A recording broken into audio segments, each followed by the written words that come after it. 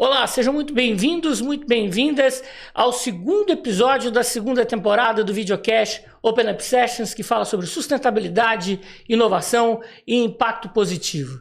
Eu sou o Daniel Frazão, estou muito feliz aqui de dar continuidade a esse projeto pessoal e paralelo, que começou lá em 2024 e que esse ano começa diferente. A gente está aqui no estúdio do SampaCast, dentro da TEIA, mais especificamente dentro do Centro Cultural São Paulo, como parte, de um programa da Prefeitura de São Paulo, da agência ADSampa, Agência de Desenvolvimento de São Paulo, que promove esse projeto para empreendedores da nova economia poderem cumprir suas atividades. Então aqui tem espaço de coworking no TEIA e os estúdios do SampaCast. Então estou muito feliz em fazer parte desse programa, desse projeto e viabilizar a segunda temporada do Open Up Sessions.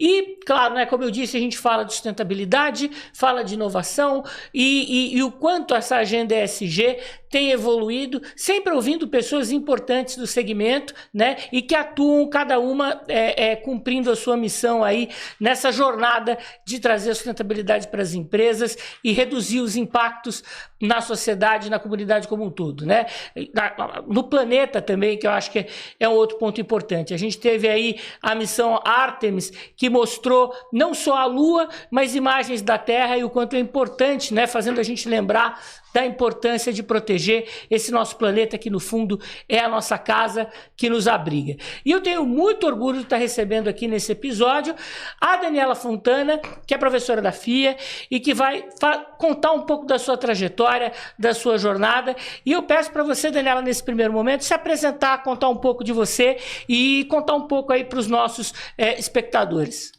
Primeiro, eu queria agradecer ao meu amigo Daniel Frazão, que é um cara que eu admiro muito, que eu sei do legado dele na área de sustentabilidade. É uma honra estar aqui contigo hoje. Obrigada pela oportunidade, viu, Dani? Não, é um prazer, eu super agradeço também. Obrigada.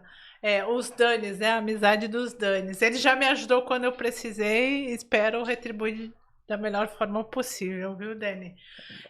Bom, eu sou uma pessoa entusiasta tanto de educação quanto de sustentabilidade. E eu vou me apresentar um pouquinho, vou falar um pouco da minha experiência. Eu sou engenheira química, mestre pela URGS, Universidade Federal do Rio Grande do Sul. Na época, eu fiz um estágio na refinaria Alberto Pasqualini. Mas desde lá, o que me chamava a atenção era a estação de tratamento de esgoto e estação de tratamento de água, a área ambiental, desde da minha graduação. Apesar de ter feito mestrado, também eu fiz em reuso de água, só que foi muito matemática, muito teórico, na verdade, o meu mestrado. Tanto que logo depois do mestrado surgiu uma oportunidade de eu ser pesquisadora na Universidade Federal da Bahia, para redução de consumos de água na Unidade de Insumos Básicos da Braskem, a maior petroquímica da América Latina. Então eu disse, puxa, já não consegui fazer meu mestrado. Hoje eu posso dizer que foi a melhor escolha que eu fiz. Se hoje eu sou professora executiva, é por causa do meu mestrado. E eu amo academia. Mas o meu mestrado ele foi importante, estruturei bem um texto, mas eu sentia falta do prático.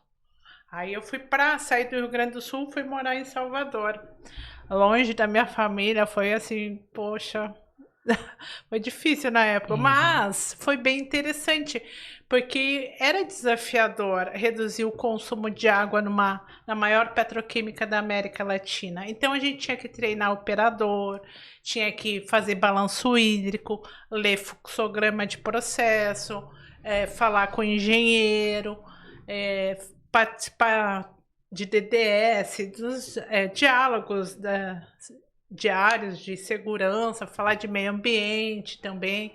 Então a gente até subia em torre de resfriamento. Era um negócio assim bem, sem mentira nenhuma, foi uma experiência muito válida para mim de campo e teórica, porque era junto com o grupo de tecnologias limpas da Bahia. Ou seja, já tecnologias limpas já começou a área de sustentabilidade de certa forma. Porque eu queria reduzir o consumo de água, que a água é vital, Então, a minha área ambiental é sempre muito presente na minha carreira. Depois, eu fui para um projeto Aguaíba, que era com a Caraíba Metais, também do Polo Industrial de Camaçari, também balanço hídrico, banco de ideias. Em ambos os projetos tinham, e também a gente buscava reuso de água, reciclo, estudava toda essa... Porque o meu mestrado eu tinha feito nisso, teoricamente. Aí eu fiz a prática na pesquisa com a UFBA e essas empresas do Polo Industrial de Camaçari. Então, eu comecei do mestrado, eu passei pela pesquisa, depois eu via minhas amigas, meus amigos, poxa, mas eles estão ganhando bem mais do que... Eu disse, eu vou entrar no mundo corporativo. Aí eu fiquei procurando trabalho, entrei no Grupo Odebrecht. E assim, outra coisa assim, que pena que foi para, né, que teve problema com essa empresa, com a Lava Jato, né? Porque era uma grande empresa. Eu aprendi pra caramba lá dentro. E a gente que é técnico nem vê esses escândalos, né? Então eu fui consultora ambiental e ali eu aprendi muito de gestão de resíduos sólidos, remediação de solo, água subterrânea, de qualidade do ar. Eu pude ser responsável por um plano diretor de águas de uma siderúrgica, a Valorex Mannesmann. Ou seja, eu assinei lá para 10 anos aquele plano, sabe? Foi uma baita responsabilidade como, como engenheira, né, na minha área. Ajudei em projetos de reuso da Braskem e Cetrel, que hoje é o projeto Água Viva. Então foi assim, uma carreira muito legal. PGRS da unidade clorossoda da Braskem, né? O plano de gerenciamento de resíduos sólidos, para quem não sabe, né? Então foi assim, uma grande escola, só que lá eu não fazia sozinha, né? Eu sempre tinha uma equipe de químico, de geólogo, de engenheiro. Até que eu fui transferida para São Paulo em 2010 para tocar o projeto conceitual da estação de tratamento de esgoto da ET Mauá. Também foi um grande desafio para mim. É bem interessante, a ET está operando ali. Tudo bem que eu fiquei mais na parte conceitual, mas eu via construir, porque eu fazia interface com a equipe de engenharia.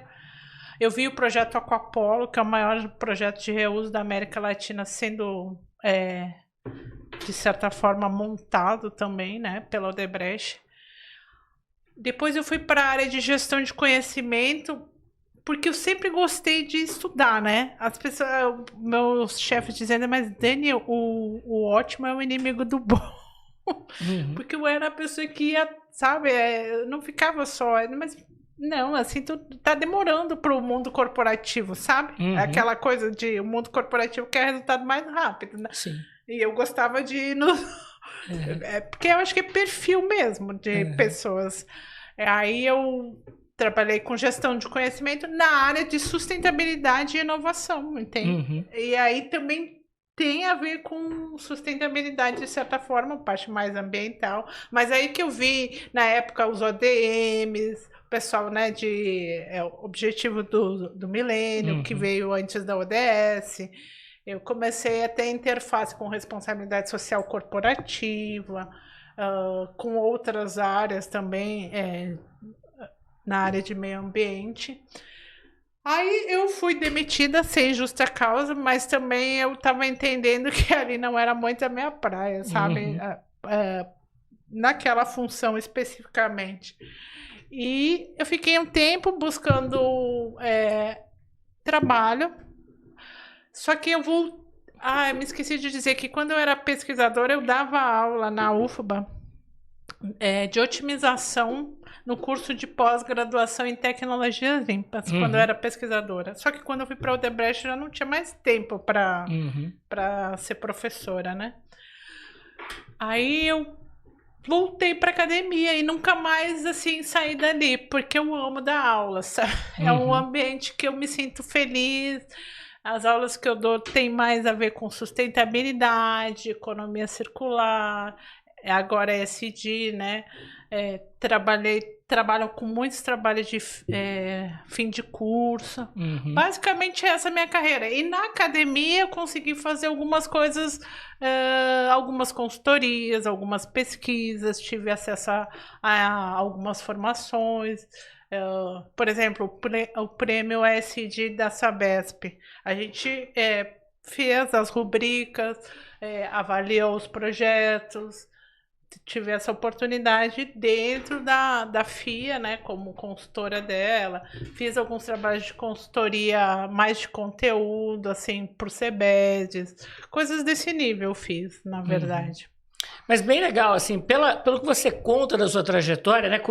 Passou muito por essa coisa acadêmica, né? Isso. Pesquisa e tal. Depois foi muito na prática ali do dia a dia.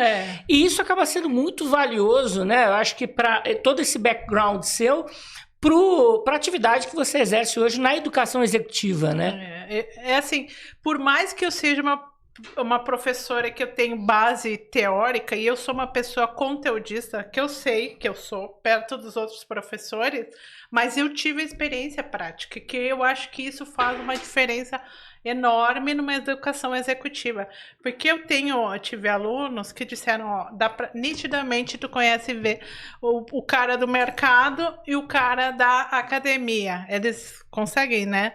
E assim, eu, por exemplo, procuro buscar fonte confiável, triangular a informação, porque isso é um rigor da academia. Mas eu também eu mesmo não gosto de coisa só teórica, tanto que o meu mestrado eu tive que ir para pesquisa prática, porque eu gosto de ver as coisas acontecendo no mundo dos negócios. Nada contra pesquisas que vão ser práticas aqui 40 anos, nada contra, mas não é o meu perfil, né? Não, eu acho que realmente, né, eu imagino que deva ter uma demanda dos próprios alunos em relação a isso, né?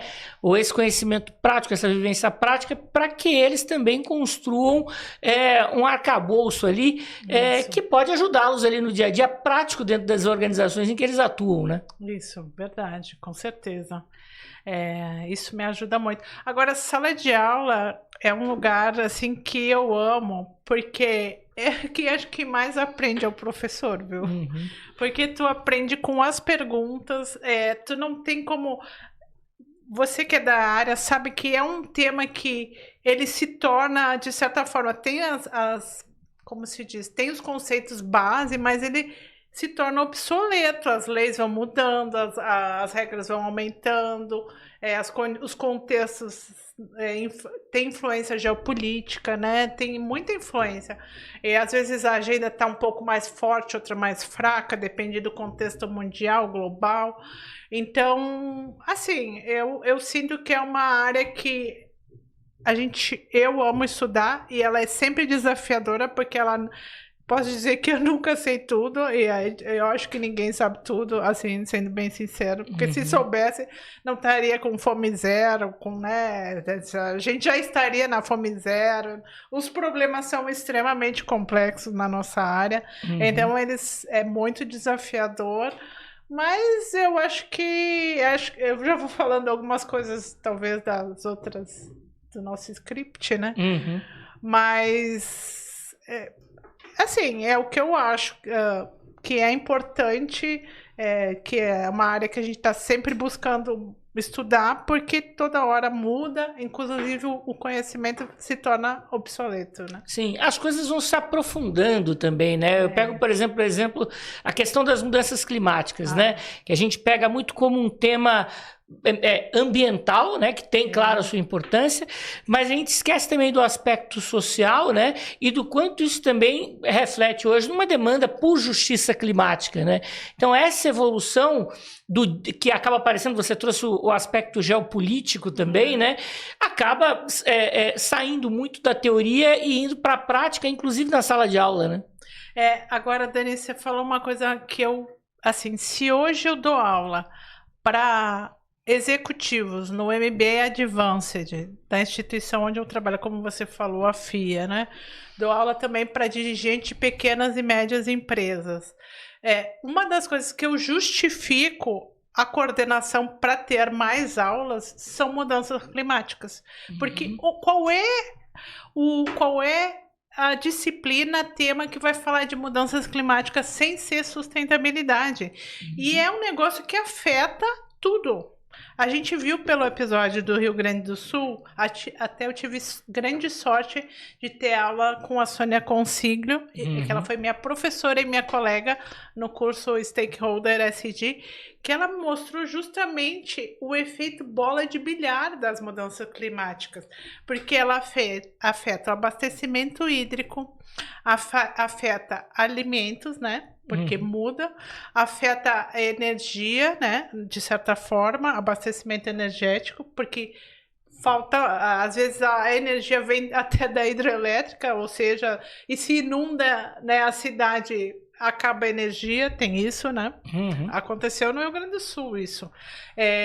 Então, afeta o financeiro, pode dar problema com mortes, empresas, né? Até a própria Coca-Cola FEMSA inundou, o aeroporto de Porto Alegre inundou, questões de infraestrutura. Uma das frases que eu gosto de usar na minha aula é assim: todo problema ambiental afeta o social e o econômico. Não tem como não ser assim. Se alguém me disser que isso não ocorre, me prove, porque até agora não ver. Claro que, assim, às vezes é difícil contabilizar financeiramente, mas que afeta, né? Às vezes, por exemplo, uma poluição, ele vai afetar a nossa saúde. Só que a gente não consegue quantificar e falar na hora que isso está afetando a nossa saúde. Mas, conviver com ar poluído, né? É uma poluição que, com o tempo, pode dar um processo alérgico, né? Pode não. Eu, por exemplo, sou bem alérgica, certo?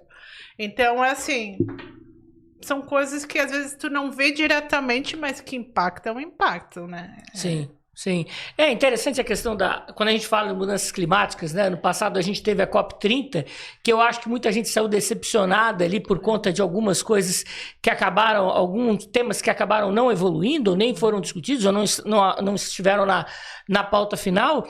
Mas, por outro lado, o Brasil acaba sendo pioneiro, por exemplo, na adoção das normas do IFRS, né? Das informações, relatório de informações financeiras e sustentabilidade. E isso traz, na verdade, faz com que as empresas, hoje no Brasil de capital aberto, segundo a resolução 193 da CVM, né, sejam obrigadas ali a trazer os impactos das mudanças climáticas, né, das ameaças, em questões relacionadas ao balanço financeiro, né? Então você tem uma oportunidade de evolução aí. Esse ano o relato ainda é voluntário, mas ele passa a ser obrigatório a partir do ano que vem. E isso gera uma evolução, inclusive esse tema foi abordado hoje no Fórum de Sustentabilidade da Anshan, que eu tive a oportunidade de acompanhar também.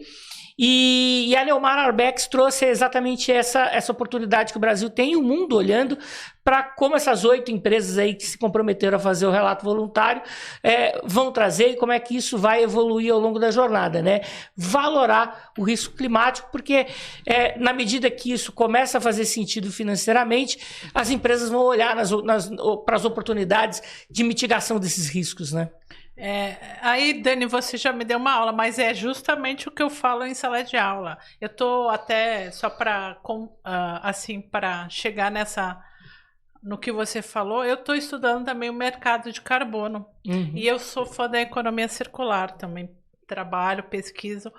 São duas ferramentas que, no meu ponto de vista, elas são essenciais para combater as mudanças climáticas, certo? E assim, eu fico muito feliz por o Brasil estar com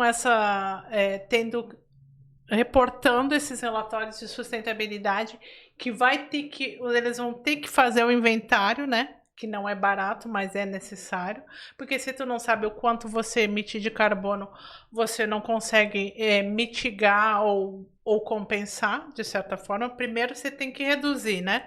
Para depois você ter que compensar. Mas aí, nesse aspecto, eu estou falando já do mercado regulado, que foi no final de 2024, saiu uma lei do mercado regulado de carbono, que tem gente que não acredita muito no mercado, porque ele tem muito cálculo, tem que ter certificação, ainda os cálculos conforme a metodologia pode diferir uma da outra, que tem etapas ainda para a gente chegar no mercado. Aliás, ele tem a implementação está prevista para até 2030, ou seja, uns 6 anos desde a lei do mercado regulado lançada, né? A gente já tem o mercado voluntário, muitas empresas já ganharam dinheiro com isso aqui no Brasil. Por que eu acredito que esse mercado é importante, tá? Porque o Brasil tem a maior floresta tropical do mundo e a maior biodiversidade do mundo. Aliás, eu tive aula com um cara muito importante, um professor muito importante que foi do BNDES. Ele saiu do BNDES para montar uma empresa na área financeira ligada ao mercado de carbono, porque ele também acredita que o Brasil pode ganhar muito dinheiro, assim, dinheiro que eu digo, incentivo também, porque para a gente reduzir as emissões de gases de estufa a partir do mercado de carbono, entende? Uhum. E eu também acredito nisso. Eu acho que é uma linha que eu defendo, sabendo que tem suas dificuldades, mas aí tudo tem dificuldade, né, Dani?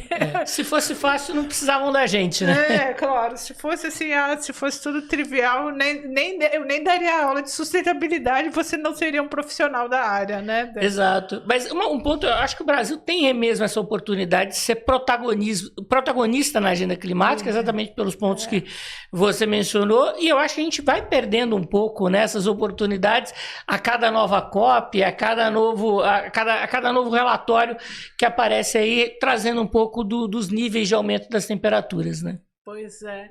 Nossa, quando eu abordo esse assunto em sala de aula, eu falo dos cientistas, né, do IPCC, que é o painel intergovernamental para as mudanças climáticas, que eles dizem que mais de 99,9% dos pesquisadores dizem que mudanças climáticas têm a ver com a ação do homem no meio ambiente, mas daí tem sempre aquela outra linha que diz assim, não, mas é o ciclo do planeta, que tem épocas de geleiras, outras de aquecimento. Bom, o que importa é que o aquecimento global e mudanças climáticas, até teve um amigo meu que disse, mas não use aquecimento global, porque às vezes a temperatura esfria. Uhum. Sim, mas é pelo aquecimento da Terra que dá esses picos, né? De enchentes, ou de secas, ou aumento do nível do mar, aumento da temperatura da água, são, né, desabastecimento, extinção de espécies. Esses também são os impactos das mudanças climáticas, né? Mas assim, então isso aí afeta, está acontecendo, é inegável. A gente está vivendo até um cenário, no meu ponto de vista, de emergência climática, que impacta financeiramente, como a gente já falou, economicamente, né, e no social também, né? Aí que você falou de justiça climática, ou seja, os que poluem menos, que emitem menos gases, geralmente são os que são mais afetados, porque moram em lugares onde tem a probabilidade de desabar, ou de enchente, ou casas, né, menos favorecidas. É essa a realidade, né? É uma situação, realmente, eu acho que você trouxe bem, né? Emergência climática, né? Toda essa gravidade. E quando a gente traz, por exemplo, para a perspectiva do ESG, a gente teve ali um momento em que, entre 2019 e 2020, que o ESG surgia muito como tendência, né? Isso. E foi ganhando cada vez mais espaço e as empresas se estruturando cada vez mais em relação a essas 3 letras, né? Digamos assim. E a gente percebeu depois, em 2024, com algumas mudanças geopolíticas, a impressão que deu é que houve um recuo. Como é que você enxerga esse cenário? Dá para ser otimista ainda em relação a isso ou a gente ainda precisa ficar com as antenas ligadas? Bom, primeiro é essa historinha mesmo, que o Larry Fink, né, o CEO da BlackRock, voltou, né, com o termo ESG, que foi lançado em 2004, mas voltou para o mercado porque, a maior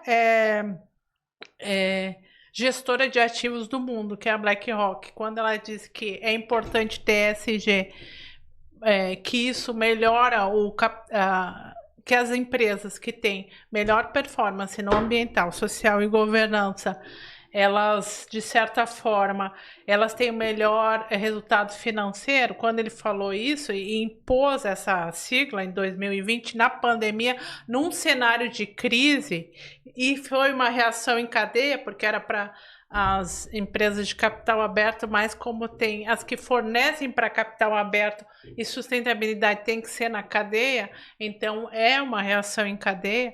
Então, assim, foi, como você falou, muito importante nessa época. 2024 teve um retrocesso mesmo, questão de Trump, né? E outra coisa, ESG, depois eu comento, ele também precisa de um investimento, às vezes, de curto prazo. E às vezes as empresas não estão pensando no curto prazo, elas querem resultado no curto prazo, né? Mas, assim, a minha aluna, na sexta-feira passada, perguntou para mim se ESG tinha morrido. Acontecem essas perguntas, né?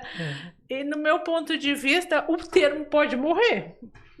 Não quer mais dar, mas que ele impacta no financeiro, ele impacta. Qualquer problema no ambiental, no social e na governança vai impactar na reputação do negócio e é gestão de riscos.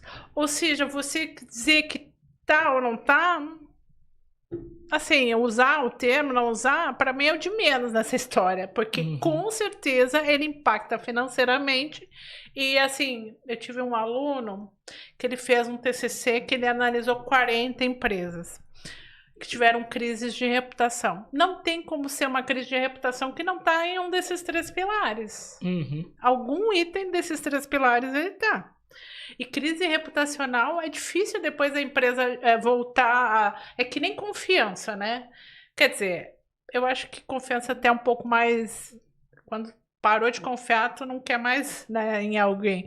Mas assim, a reputação a gente sabe, né, que depois, às vezes, as pessoas esquecem, como o caso lá das vinícolas do Rio Grande do Sul, né, Salton, Garibaldi, teve a terceira, né, Salton, Aurora, né.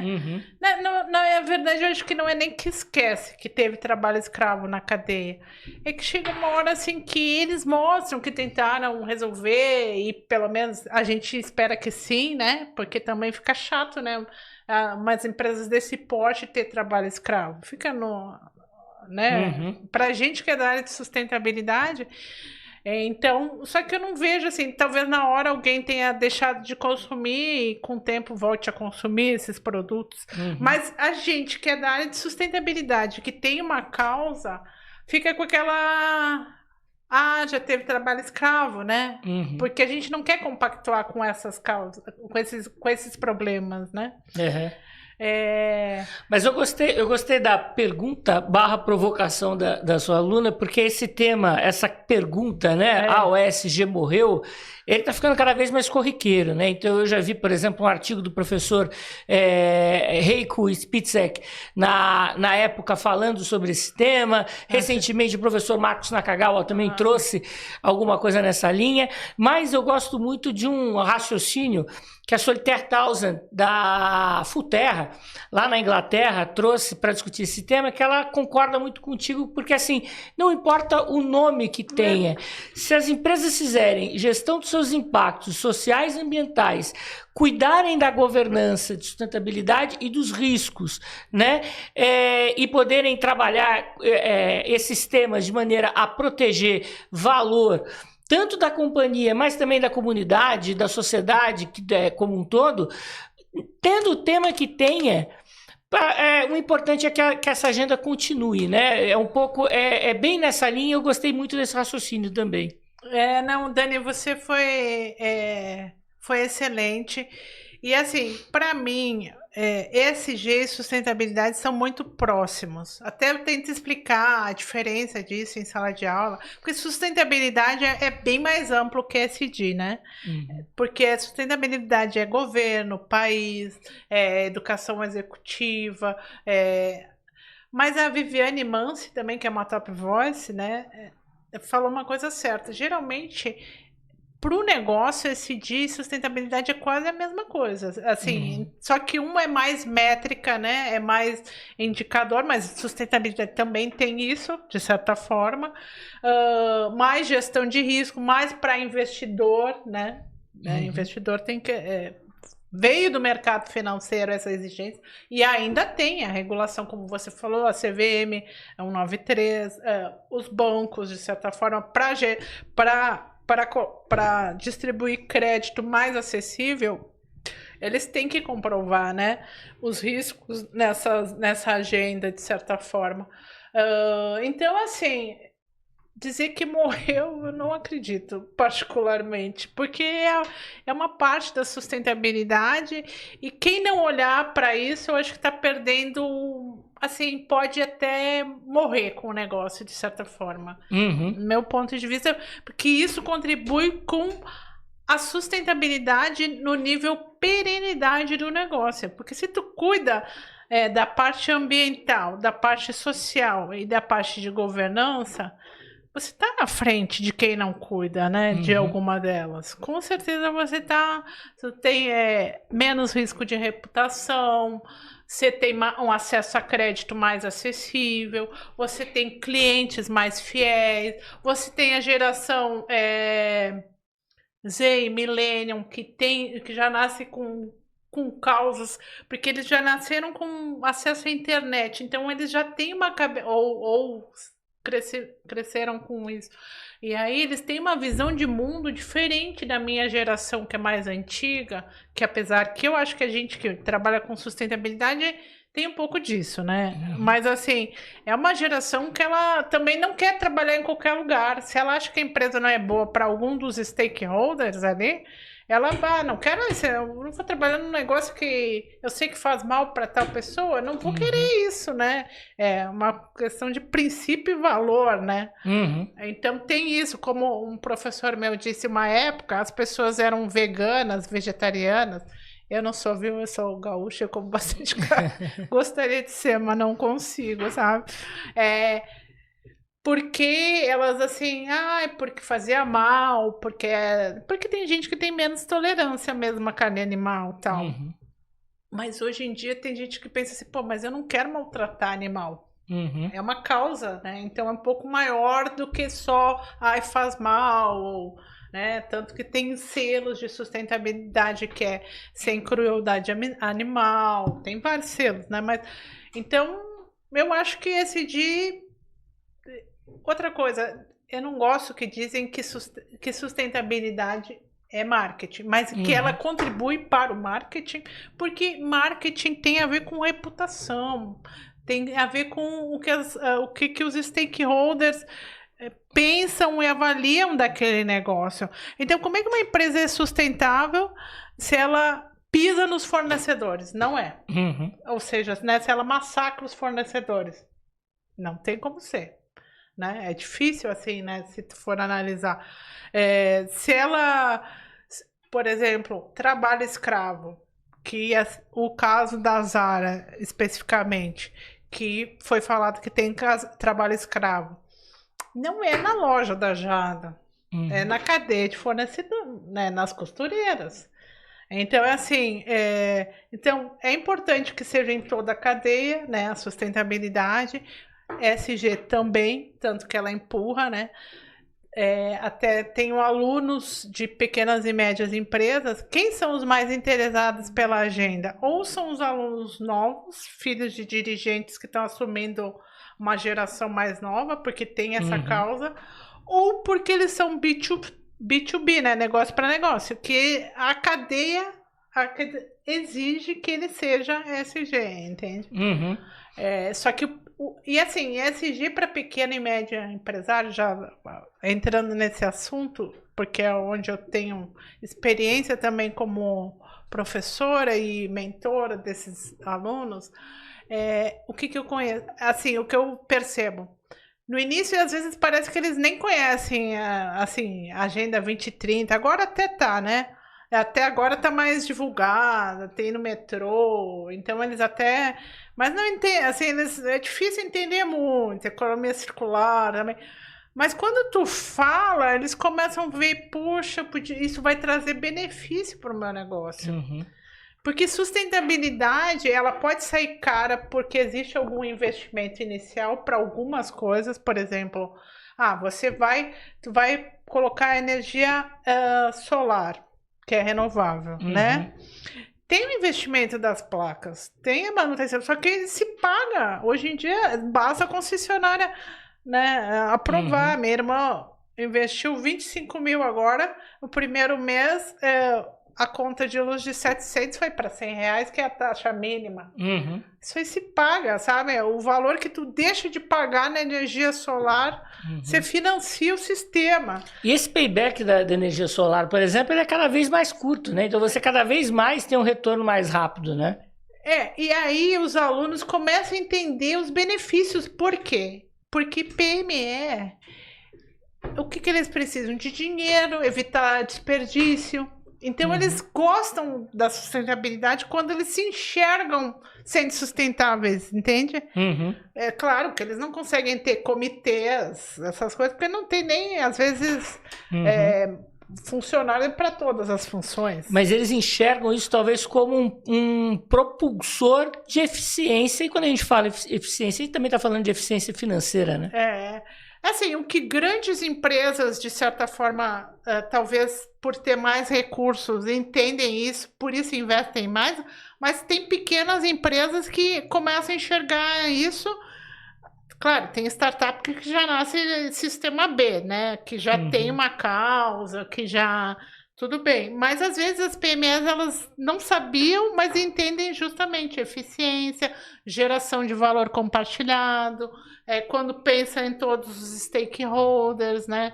De certa forma. É difícil pensar em todos, mas quanto mais você trouxer os stakeholders que são impactados por seu negócio, você tiver uma escuta ativa, que eu falo para eles, sustentabilidade é você tem que escutar os stakeholders, tem que entender o seu cliente, tem que entender o seu fornecedor, tem que entender o seu funcionário, tem que entender a comunidade, faz um Google Forms, né, falando para os meus alunos, e faz uma pesquisa com esse anônimo, claro, né, porque também é difícil a pessoa, acho que o melhor é o anônimo, mas isso pode enriquecer muito, deixar um canal aberto com os stakeholders, porque isso pode trazer valor para o negócio, você pode virar fã da marca, eles podem resolver algum problema teu. São coisas, às vezes, até simples, que não requer muita grana. Por exemplo, claro, se a empresa for maior, ela vai precisar de um maior canal de divulgação, mas ela vai ter mais recursos, geralmente, né? Agora, a empresa que tem menos recursos, ela também consegue fazer isso basicamente com tempo, sabe? Ela precisa de tempo do HH de um funcionário para colher, fazer o questionário, montar, divulgar e recolher e analisar. Você falou um pouco dessa questão da sustentabilidade em relação às PYMEs, mas geralmente o aluno que busca uma formação executiva, ele geralmente está se preparando para assumir uma liderança, seja numa PYME, seja numa grande organização. Como é que você acha que dá para contribuir para que esses novos líderes tenham a sustentabilidade ali como prioridade, não como algo acessório? Bom, aí é uma pergunta...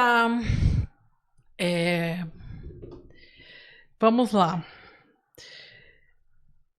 Eu, por exemplo, não consigo ver um negócio que não leva a sustentabilidade no core, ou seja, no transversal, quanto mais enraizado em todas as áreas, ser um negócio que vai durar, porque, um negócio que pode...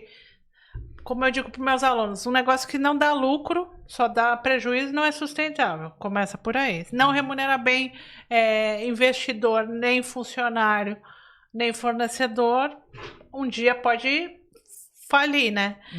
Então, assim, eu gosto muito do tripé do John Elkington, porque ele é meio básico e meio...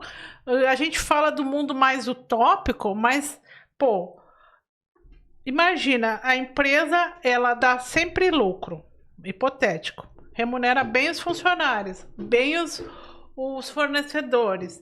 Impactar o meio ambiente, ela vai impactar, mas se ela regenerar, se ela ajudar a manter, reduzir o impacto, se ela gerar valor compartilhado, certo? Que eu amo o caso do Boticário de geração de valor compartilhado, que para mim é um exemplo incrível, que é o Bot Recicla. Só para o pessoal que está escutando, não sei se vocês sabem, mas o Bot Recicla é o maior projeto, e assim, eu não ganho nada, tá? Mas é porque eu acho muito tangível explicar geração de valor compartilhado com esse exemplo. Ele tem o maior programa de reciclagens de embalagens do Brasil. Você leva qualquer embalagem de cosméticos para as lojas do Boticário. Acima de 3 embalagens você tem desconto na recompra. Então, o que ele faz? Ele gera valor compartilhado para um stakeholder, que é as cooperativas de reciclagem, certo? O que ele faz? Ele está na lei, porque a logística reversa, ele produz cosméticos, ele tem fábrica e ele tem o comércio, ele está em 2 elos da logística reversa, né? Então, e ele incentiva... eu cada vez que vou eu não compro toda hora que eu vou no Boticário, mas eu virei fã do Boticário. Por quê?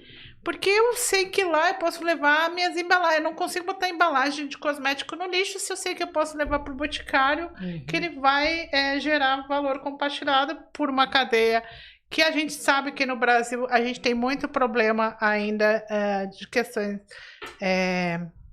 pessoas com baixo poder aquisitivo, que as cooperativas, de certa forma, dão um trabalho um pouco melhor para esse pessoal que lida com resíduos sólidos, né, recicláveis. E olha só, então eles ainda desenvolvem tecnologia e inovação para reciclar coisas que não eram recicláveis. Então ele coloca essa reciclagem nos produtos dele, né? Nas embalagens dele.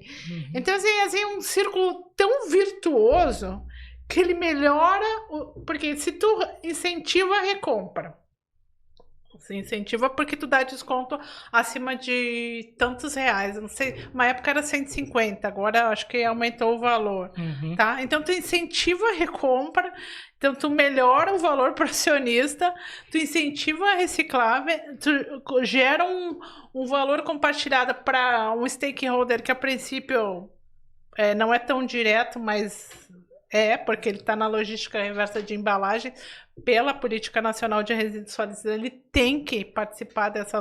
Assim, então é ganha-ganha para todo mundo. Eu adoro esse exemplo, sabe? Tudo bem que é mais fácil para grande empresa, porque ela tem capilaridade, ela tem muitas lojas, ela tem fábrica, varejo. Mas assim, quando eu falo esse exemplo, os alunos já começam a pensar, poxa, eu posso fazer alguma coisa parecida no meu negócio, sabe? E daí eles vão citando e a gente, claro, também, entende? Ajuda a tirar também um pouco aquele estigma, principalmente do pessoal que é mais, digamos assim, tá mais pro lado do hater, né, em relação à sustentabilidade, que pensa assim, não, mas as empresas crescem, o negócio precisa crescer, e isso vai gerar impacto de qualquer forma e tal, mas é um ponto importante lembrar que, e acho que o pessoal do Sistema B traz muito essa importância, da economia regenerativa.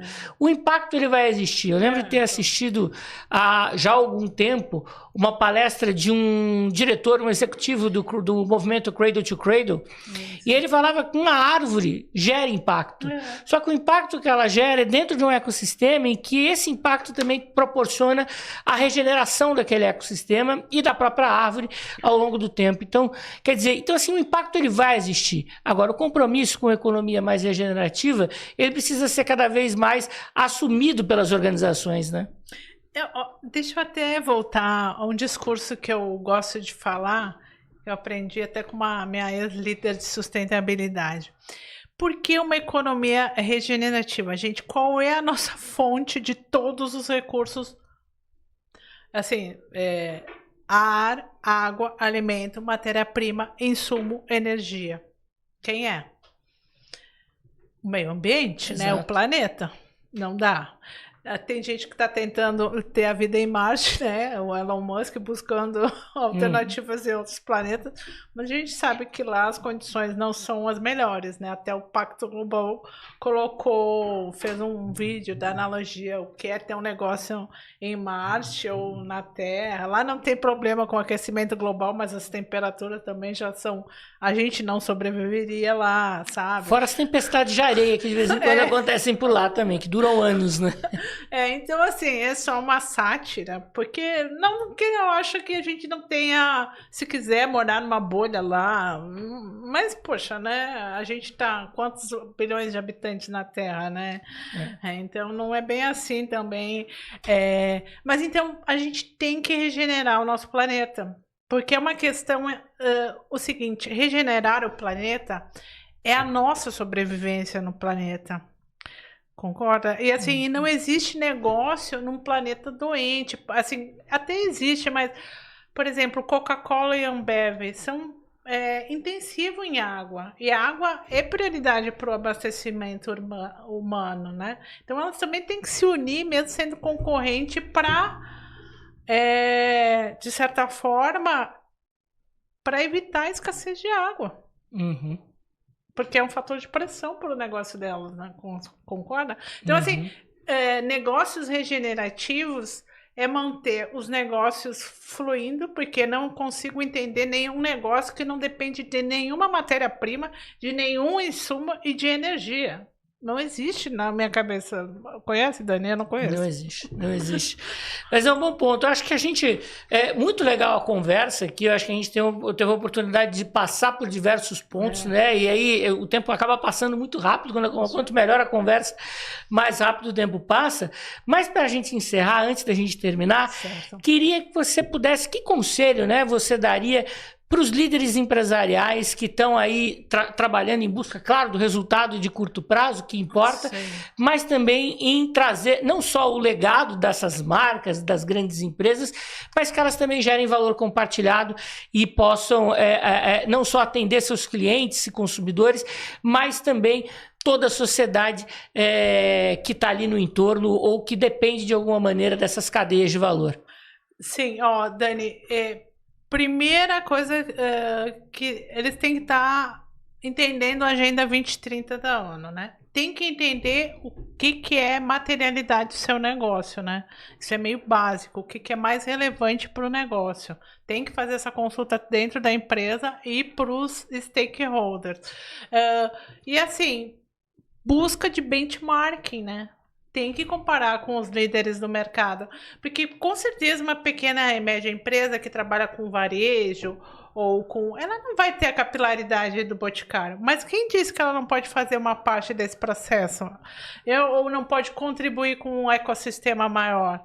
Então, assim, no meu ponto de vista, cada vez mais a gente tem acesso a informação, e isso é importante na educação executiva, porque eu acho que tira a venda dos olhos e começa a ser, eu acho que isso que é o bárbaro da educação e da sustentabilidade. Porque a sustentabilidade é incrível, mas tem muito problema complexo. E a educação, com a pesquisa, com a consultoria, com os problemas do negócio, então tenta resolver, né, os problemas. As próprias empresas também, elas aprendem fazendo. E a educação executiva, ela se baseia também nos resultados que as empresas fazem. Então, assim, é o que eu recomendo, sempre buscar informação. Na verdade, o ambiente da educação que eu participo, por exemplo, esse curso de pequenas e médias empresas, os alunos aprendem com os colegas. Os problemas quase todos iguais, apesar de um trabalhar num setor, num ramo, as coisas Pô, uma colega falou que usa o Mercado Livre como ponto de entrega, né, do Mercado Livre. Aqueles pontos para te devolver mercadoria ou pegar mercadoria. Ela disse que aumentou muito mais o fluxo de clientes na loja por ser esse ponto do Mercado Livre. E assim, trouxe mais clientes e que ela trouxe outros ganhos por negócio. E a outra menina que vende máquina, equipamentos ali para construção civil, umas coisas menores, mas eu disse, poxa, mas agora eu tô achando interessante usar o Mercado Livre, eu não tinha pensado nisso. Então, assim, o networking nesses ambientes acadêmicos também, eles ajudam quando são todos dessa, sabe, PMEs, por exemplo. É a mesma coisa com educação executiva de pessoas de grande empresa, porque os problemas às vezes mudam só o nome, né, assim, da empresa, porque continuam iguais, né? Não, e exatamente, né? Eu acho que a oportunidade quando você está ali na sala de aula, além do conteúdo programático, né, digamos assim, tem também essa oportunidade de networking que no ambiente corporativo é super valiosa, né? Eu sou fã, eu adoro tá no pé na academia, mas eu acho importante estar sempre ligado ao que as empresas estão fazendo, até porque o que eu ensino tem basicamente estudos de casos vindos de empresas, por causa dos problemas estão lá, né? E a gente tem que tentar resolver esses problemas, é para isso que serve. E é isso, assim, eu acho que o que não falta é informação. Pessoas, eu acho que a gente tem que ter uma boa rede de acesso, sabe? Porque sustentabilidade é muito grande.